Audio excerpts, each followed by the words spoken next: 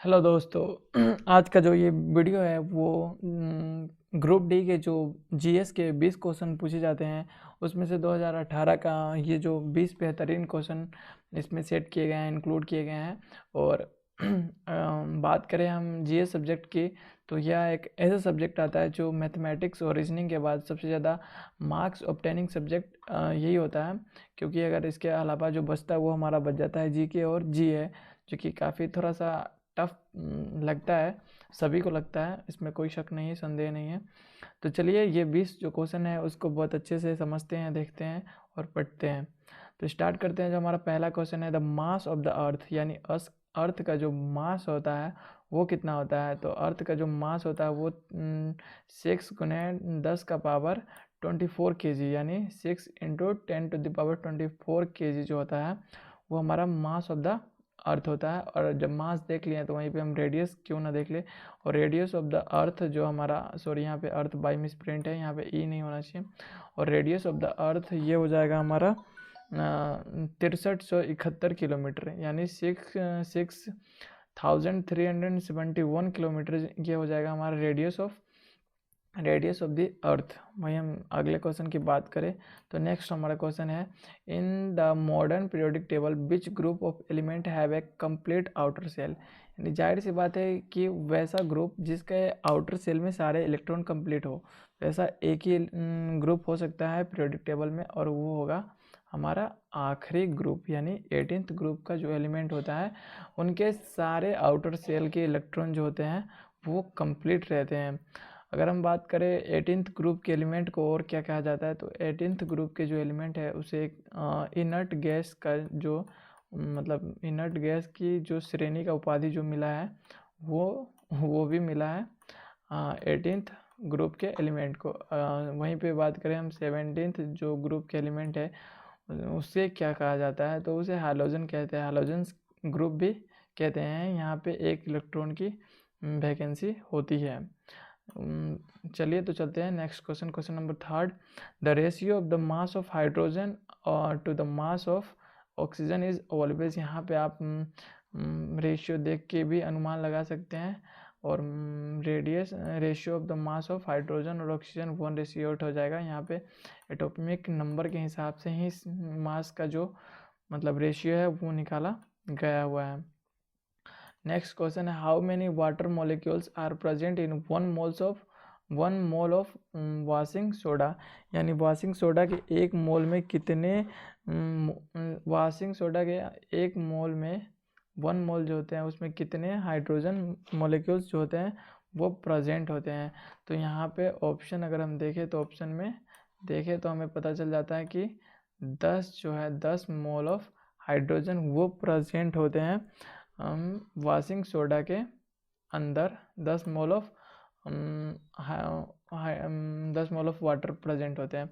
वहीं पे बात करूँ कि वॉशिंग सोडा का जो फॉर्मूला है वो क्या होता है, तो वो होता है Na2CO,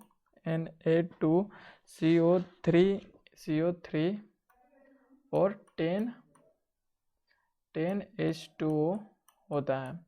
10H2O यानी 10 मोल ऑफ वाटर यहाँ पे प्रेजेंट रहते हैं। चलिए तुम बात करते हैं नेक्स्ट क्वेश्चन की तरफ। और नेक्स्ट क्वेश्चन की तरफ जो है वो हमारा नेक्स्ट क्वेश्चन है, question number 5। Which of the following metal reacts with steam to form a metal oxide. यानी इनमें से कौन सा ऐसा मेटल है जो स्टीम के साथ रिएक्ट करके मेटल ऑक्साइड का जो कि फॉर्मेशन करते हैं, वो तो हमारा हो जाएगा एल्युमिनियम। अगर एल्युमिनियम की बात करें तो एल्युमिनियम का जो एटॉमिक नंबर है वो नंबर है 13 है। और सोडियम 11, आयरन 26 और कॉपर 29। अगर चलिए तो चलते हैं question number 6। The force of gravity acting on an object is also known as. यानी एक फॉर्मूला मैं आपको बता रहा हूँ, ये जो वेट होते हैं माफ़ कीजिएगा, वेट इक्वल टू जो होता है वो होता है मास इनटू यहाँ पे एक्सेलरेशन। तो यहाँ पे फोर्स का भी सेम फार्मूला होता है, यानी जब किसी वस्तु के मास को उसकी एक्सेलरेशन के साथ जब मल्टीप्लाई करते हैं तो वहाँ पे वेट का निर्माण हमारा हो जाता है। तो यह काफ़ी बेहतरीन फार्मूला है। और तो यहाँ पे वेट जो है वो फोर्स के इक्विवेलेंट रह जाएगा। तो यहाँ पे इसका जो आंसर हो जाएगा ऑप्शन नंबर सेकंड वेट हो जाएगा इसका answer. Next question, in which of the following process is the oxygen release into the air, यानी इनमें से किस प्रोसेस में ऑक्सीजन को रिलीज किया जाता है। जाहिर सभी जानते हैं जब पेड़ पौधा अपना खाना बनाते हैं तो उस समय O2 को वो क्या करते हैं, एक्सक्लूड करते हैं, यानी उसको निकालते हैं और CO2 को वो ग्रहण करते हैं, यानी CO2 को एंटर करते हैं। तो इसका आंसर हो जाएगा फोटोसिंथेसिस। बहुत ही अच्छा क्वेश्चन था। तो फोटोसिंथेसिस में क्या, फोटोसिंथेसिस डिस्कस कर चुके हैं। तो चलते हैं हम नेक्स्ट अपने अगले क्वेश्चन की तरफ। इसमें है, in which of the following media does the sound travel fastest. काफ़ी बेहतरीन क्वेश्चन है यहाँ पे कि इनमें से किस मीडियम में साउंड जो है फास्टेस्ट यानी सबसे ज़्यादा तेज़ी से ये करता है, मतलब सबसे ज़्यादा तेज़ी से ट्रेवल करता है। तो वो हो जाएगा सॉलिड। एक मैं एग्जांपल देना चाहता हूँ, अगर आप किसी प्लेटफॉर्म पे खड़े होके ट्रेन के आने से पहले आप वहाँ पे अगर कान लगाकर सुनते हैं उसके पटरी पे, तो आपको ट्रेन अगर आ रही होती है, बहुत दूर होते हैं जहाँ पे आप देख नहीं सकते, तो आप क्या करेंगे, उसके आने का जो आवाज़ है उसको फील कर सकते हैं। तो इसलिए जो सॉलिड मीडियम होगा उसमें साउंड सबसे ज़्यादा तेज़ी से ट्रेवल करता है। चलते हैं अपने अगले क्वेश्चन की तरफ, और ये है, in physics work done is defined as, मतलब वर्क डन जो होता है उसको क्या करते हैं, उसको क्या कहा जाता है। तो एक बड़ी हम वर्क डन का जो फॉर्मूला होता है वो हम लिख लेते हैं। वर्क डन बराबर जो हमारा होता है वो होता है force force into displacement, force dot S होता है। तो चलिए अब ऑप्शन की तरफ थोड़ा सा ध्यान दे लेते हैं। ऑप्शन है, a force has acted on an object without causing any displacement of it. It's wrong, क्योंकि यहाँ पे पूरा क्लियर मेंशन किया गया है कि जो फोर्स लगने वाला जो फोर्स एक्टेड होता है ऑब्जेक्ट पे, वो ऑब्जेक्ट क्या होना चाहिए, वो ऑब्जेक्ट डिस्प्लेस्ड होना चाहिए अपनी जगह से, तभी वहाँ पे वर्क डन को सेटिस्फाई, ये फॉर्मूले को सेटिस्फाई कर पाएंगे हम। सेकेंड नंबर जो ऑप्शन है वो है, object is displaced only this is not enough for this. आपको यहाँ पे कुछ और ऐड करने की ज़रूरत है, जैसे कि अगर किसी वस्तु पे अप्लाइड फोर्स है और तब जाके वो वस्तु अपने जगह से डिस्प्लेस्ड होता है तो वर्क डन माना जाएगा। Third, a force has acted on the object. ठीक है, अगर हम किसी पे जैसे दीवार पे फोर्स लगाते हैं तो वहाँ पे वर्क तो नहीं होता, इसलिए ये ऑप्शन भी करेक्ट नहीं होगा। All of the above, I think none of the above होना चाहिए। देखते हैं option number 4, it is here none of the above. ये 4 नंबर जो ऑप्शन है नन, ये सही हो जाएगा इस क्वेश्चन के लिए। 10वां क्वेश्चन है, न्यूटन्स थर्ड, जो न्यूटन कहती विच of the following illustrate Newton's third law of motion.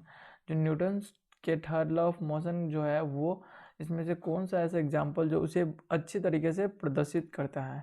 तो ऑप्शन में जाएंगे हम, तो ऑप्शन है, व्हेन ए बस starts suddenly the passengers receive A backward jerk, this is about the Newton's first law of motion. इसका मतलब ये हुआ कि जब बस में कोई व्यक्ति खड़ा होता है और बस अचानक से स्टार्ट अगर हो जाए तो व्यक्ति क्या करता है, बैकवर्ड जर्क पाता है। तो ये Newton's first law of motion का जो है एग्जाम्पल है। जब तक कोई वस्तु रेस्ट में रहती है, गति में रहती है, जब तक उस पर कोई एक्सटर्नल फोर्स अप्लाइड ना हो, तो वो क्या होता है, अपने जो पहले का स्थिति है उसमें चेंज नहीं लाता। दूसरा जो ऑप्शन है वो है, while catching a fast moving cricket ball the fielders gradually pulls his hand backwards with the moving ball. Generally जो जितने भी मतलब जो मूविंग ऑब्जेक्ट होते हैं वो अपने साथ एनर्जी कंटेंट रखते हैं ½ mv² का। तो यहाँ पे जब बॉल जो मतलब ऊपर रहता है उस वो जो एनर्जी अपने आप में कंटेन करके रखता है, और वो एनर्जी अगर किसी और ऑब्जेक्ट के साथ जब कोलैबोरेट करता है, जब टकराता है, तो वो एनर्जी ट्रांसफ़र करता है। और उसके दौरान अगर वहाँ पे फील्डर का अगर हाथ आ जाता है तो वहाँ पे क्या होगी, वहाँ पे चोट लगेगी, जिसके कारण फील्डर थोड़ा अपने हाथ को मूविंग पोजीशन पे रख के बॉल को आसानी से कैच कर लेता है। तीसरा जो एग्जाम्पल है और तीसरा एग्जाम्पल जो कि करेक्ट एग्जाम्पल हमारे इस क्वेश्चंस के लिए जो हो जाएगा वो करेक्ट हो जाएगा, लॉन्चिंग ऑफ ए रॉकेट। और आप जब रॉकेट लॉन्च होता है, अगर आपने नहीं देखा है रियल लाइफ में, तो आप वीडियोस में देख सकते हैं कि जब रॉकेट ऊपर की तरफ जाती है तो नीचे बहुत बड़े अमाउंट में, ह्यूज अमाउंट में जो फायर होता है वो निकलता है, और जो फोर्स क्रिएट करता है रॉकेट को ऊपर जाने के लिए। तो ये Newton third law of motion का बेस्ट और बहुत ही सुंदर एग्जाम्पल है। चौथा, when we stop pedaling the bicycle slows down, and this is the example of frictional forces. Okay, then we move to the next question and it is about the biology. क्या है question? The fertilized egg, the zygote gets implanted in the I think uterus. इसका answer होना चाहिए yes, it is uterus. आपको यहाँ पे इसको याद ही करना होगा, दूसरा कोई ऑप्शन नहीं है आपके पास। 12th नंबर क्वेश्चन पे चलते हैं। When a body moves on a circular path, the force that acts on the revolving body towards the center is called। यानी क्वेश्चन का मतलब है, जब कोई जो वस्तु है या जब कोई बॉडी है वो जब सर्कुलर पाथ पे मूव कर रहा होता है तो सेंटर की तरफ उसे रेगुलर एक फोर्स सेंटर की तरफ खींचती रहती है, और यह जो फोर्स होता है इस फोर्स को क्या कहते हैं? तो इस फोर्स को हम सेंट्रीपिटल फोर्स कहते हैं, और यह फोर्स बॉडी बैलेंसिंग के लिए होता है जो कि सेंटर की तरफ हमेशा एक्टिव रहता है। 13 नंबर क्वेश्चन देखते हैं। 13 नंबर क्वेश्चन है, a force increases the speed of a 1 kg object from 4 metre per second to 8 metre per second. The work done by the force is what. यहाँ पे जो क्वेश्चन है वो है अबाउट कि कोई जब ऑब्जेक्ट है इसको फोर्स देके मतलब एक जगह से दूसरी जगह पे पहुंचा दिया जाता है, और यहाँ पे इसका वेलोसिटी होता है 4 और यहाँ पे इसका वेलोसिटी होता है 8। अच्छा, वर्क डन जो है वो इन दोनों के बीच में जितना एनर्जी इसके पास बचा हुआ है और जितना एनर्जी इसके पास था, यानी कि जो बीच में जो एनर्जी खर्चा हुआ है वही तो हमारा वर्क डन का जो इक्वल वैल्यू होगा, वो इसी एनर्जी का जो खपत होगा उसके बराबर ही तो होगा। तो हम जानते हैं काइनेटिक एनर्जी बराबर होता है हाफ mv², और यहाँ पे हाफ जो mv है वो हाफ m कॉमन हो जाएगा, और m का मान यहाँ पे 1 है, और यहाँ पे mv² यानी 64 64 8 का स्क्वायर माइनस 16 4 का स्क्वायर। तो यहाँ पे जो हो जाएगा, यहाँ पे 1/2 इंटू 48 यानी टोटल 24 जो जूल है हमारा, यह हो जाएगा हमारा आंसर। और ये जितने भी न्यूमेरिकल क्वेश्चन है इसे बहुत अच्छे से हम बताने की कोशिश कर रहे हैं, और यहाँ से आप इसका ट्रिक जो है वो याद रख सकते हैं, नहीं तो मैं आपको आगे भी बताता रहूँगा ताकि आप रिवाइज कर सके। चलते हैं 14 नंबर क्वेश्चन के तरफ, और यह क्वेश्चन है, as long as unbalanced force is applied to a body, there is a continuous change in its what। कहने का मतलब है, जब तक किसी ऑब्जेक्ट पे कोई अनबैलेंस्ड फोर्स कंटिन्यूसली अगर एक्टिव रखे तो वहाँ पे उसका जो कंटिन्यूसली किस चीज़ में चेंज आने की गुंजाइश है, संभावना है। तो यहाँ पर जाहिर सी बात है कि जब कोई ऑब्जेक्ट है इसे कितने भी अनबैलेंस्ड फोर्स से अगर हम पुश करें पुल करें, यहाँ पे वेट में कोई फ़र्क नहीं पड़ने वाला, मास में भी कोई फ़र्क नहीं पड़ने वाला, शेप में भी बिल्कुल कोई फ़र्क नहीं पड़ने वाला, यानी फ़र्क पड़ने वाला है तो सिर्फ यहाँ पे इसके स्पीड में। यस, बिल्कुल स्पीड चेंज हो सकते हैं और होते भी हैं। तो इस क्वेश्चन का आंसर हो जाएगा स्पीड। चलते हैं अपने अगले क्वेश्चन की तरफ, और क्वेश्चन है, which of the following option is an example of salt gives an aqueous solution of pH less than 7। यानी कहने का मतलब है, इनमें से कौन सा ऐसा सेट किया हुआ एग्जाम्पल है जिसको जब किसी एक्वस सॉल्यूशन में डालते हैं तो उसका मान और वो एक्वस सॉल्यूशन का मान कितना हो, 7 से कम हो। तो उस तरीके का जो साल्ट है उसका जो एग्जाम्पल है वो हमें बताया, तो उसका आंसर हो जाएगा अमोनियम क्लोराइड।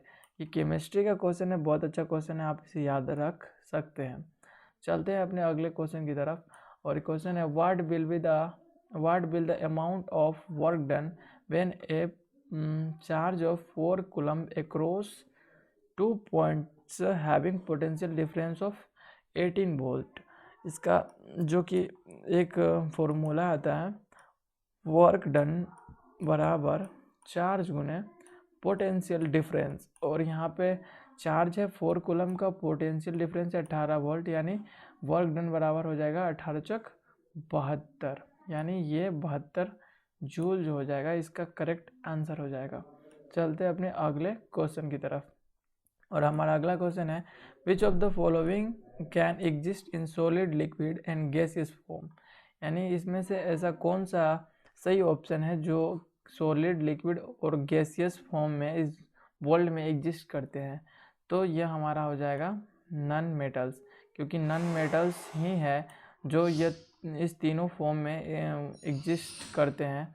जैसे अगर मैं सॉलिड की बात करूं तो सॉलिड में हमारा कार्बन, सल्फर इस तरीके से आ जाएगा। और अब हम बात करें लिक्विड में, तो लिक्विड में ब्रोमीन जो है वो हो जाएगा हमारा ब्रोमीन सही। और फिर हो जाएगा, अगर गैसियस फॉर्म की मैं बात करूं तो गैसियस फॉर्म में जो हाइड्रोजन, नाइट्रोजन ये सभी एग्जिस्ट करते हैं। अगले क्वेश्चन की बात करूं और अगले क्वेश्चन की तरफ चलते हैं, तो अगला क्वेश्चन है the chemical symbol of which of the following elements is derived from Latin. यहाँ पे इनमें से किनका जो है वो सिंबल, जो केमिकल नेम है वो लैटिन से लिया गया है। तो sodium Na, sodium, magnesium, ferrous और क्लोरीन। तो Fe जो फेरस है यह हमारा लैटिन वर्ड है, तो इस क्वेश्चन का आंसर हो जाएगा फेरस। चलते हैं अपने अगले क्वेश्चन की तरफ, और 19 नंबर क्वेश्चन है which of the following country has the longest coastline. Sorry, ये GS का क्वेश्चन नहीं है, GK का क्वेश्चन है, लेकिन क्वेश्चन काफ़ी इम्पोर्टेंट है इसलिए इसे देखना ज़रूरी है। तो यहाँ पे हो जाएगा कनाडा, इसका सही आंसर हो जाएगा। कनाडा का जो कोस्ट लाइन है वो सबसे ज़्यादा बड़ा है। सॉरी, माफ़ कीजिएगा, यहाँ पे अमेरिका में भी लग गया, लेकिन इसका आंसर है कनाडा। अगर मैं बात करूँ इंडिया में सबसे बड़ी कोस्ट लाइन किसकी है, तो इंडिया में सबसे बड़ी कोस्ट लाइन जो है हमारे वो है गुजरात की जो कोस्ट लाइन है वो सबसे ज़्यादा बड़ी है इंडिया में। चलते हैं अपने नेक्स्ट एंड आखिरी क्वेश्चन की तरफ, वो है the flexibility in the plants is due to which tissue, यानी डैश टिश्यू, मतलब जो प्लांट्स के अंदर फ्लेक्सिबिलिटी पाए जाते हैं वो किस टिश्यू की वजह से होते हैं। तो आंसर हमारा हो जाएगा कोलेनचाइमा। कोलेनचाइमा जो सेलुलोज के बने होते हैं, इसके कारण प्लांट्स में फ्लेक्सिबिलिटी जो होती है वो होती है। तो इतना ही आज के लिए, इतना ही। होप कि वीडियो आप लोगों के लिए बहुत ज़्यादा हेल्पफुल होगी और है भी। आप लोग इसे रिवाइज करके ज़रूर देखें, और नेक्स्ट वीडियो कल फिर से अगेन आएगी इसी चैनल पे, तो चैनल को सब्सक्राइब कर लीजिए। और बहुत तरह के अपडेट के लिए भी यह चैनल है, और यह चैनल एक एजुकेशनल चैनल है, तो आपको कहीं ना कहीं इससे हेल्प मिलने वाली है, इसलिए चैनल को सब्सक्राइब करें। थैंक यू, आज के लिए इतना ही।